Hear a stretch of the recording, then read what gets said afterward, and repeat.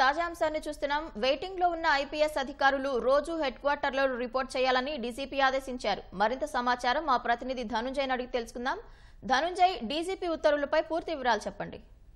ఒక కీలకమైన నిర్ణయాన్ని రాష్ట్ర డీజీపీ తీసుకున్నారు. వెయిటింగ్ లో ఉన్నటువంటి ఐపీఎస్ అధికారులు బదిలీ అయ్యి వెయిటింగ్ లో ఉన్నటువంటి ఐపీఎస్ అధికారులు రోజు హెడ్ క్వార్టర్స్ లో రిపోర్ట్ చేయాలని చెప్పి డీజీపీ ఆదేశాలు జారీ చేశారు. ఈ మేరకు మెమో ద్వారకా తిరుమలరావు డీజీపీ ద్వారకా తిరుమలరావు జారీ చేశారు. వెయిటింగ్ లో ఉంటూ హెడ్ క్వార్టర్స్ లో అందుబాటులో ఉండనటువంటి సీనియర్ అధికారులకు ఈ మెమో జారీ చేశారు. ఉదయం 10 గంటలకు వచ్చి సాయంత్రం వరకు కూడా డీజీపీ ఆఫీస్ లోనే ఉండాలని దాంట్లో ఆ మెమోలో స్పష్టంగా పేర్కొన్నారు. వెయిటింగ్ హాల్లో ఉన్నటువంటి అటెండెన్స్ రిజిస్టర్ లో వీరంతా కూడా సంతకాలు చేయాలని చెప్పి సీనియర్ ఐపీఎస్ అందరికీ డీజీపీ ఆదేశాలు జారీ చేశారు. మొత్తం 16 మంది సీనియర్ ఐపీఎస్ అధికారులు బదిలీ అయి ప్రస్తుతం వెయిటింగ్ లో ఉన్నారు.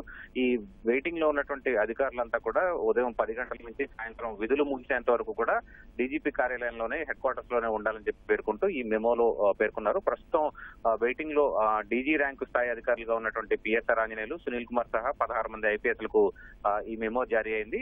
వెయిటింగ్ లో ఉన్నటువంటి సిఐడి మాజీ చీఫ్ సంజయ్ తో పాటు విజయవాడ మాజీ సిపి కాంతిరాణ తాత, అలాగే కొల్లి రఘురామరెడ్డి, అమ్మిరెడ్డి, విజయరావు, విశాల్ గుర్నితో పాటు వెయిటింగ్ లో ఉన్నటువంటి ఐపీఎస్ అధికారులు రవిశంకర్ రెడ్డి, రిశాంత్ రెడ్డి, రఘువీరారెడ్డి, పరమేశ్వర్ రెడ్డి, జోషువా, కృష్ణకాంత్ పటేల్, అలాగే పాలరాజులకు డీజీపీ మెమో జారీ చేశారు. వారంతా కూడా విధులు ముగిసేంత వరకు సాయంత్రం వరకు డీజీపీ కార్యాలయంలోనే ఉండాలని ఆదేశాలు జారీ చేశారు. విధులు ముగిసిన తర్వాత తప్పనిసరిగా అటెండెన్స్ రిజిస్టర్ లో సంతకం చేసి వెళ్లాలని చెప్పి ఆ మెమోలో స్పష్టం చేస్తూ డీజీపీ ఆదేశాలు ఇచ్చారు.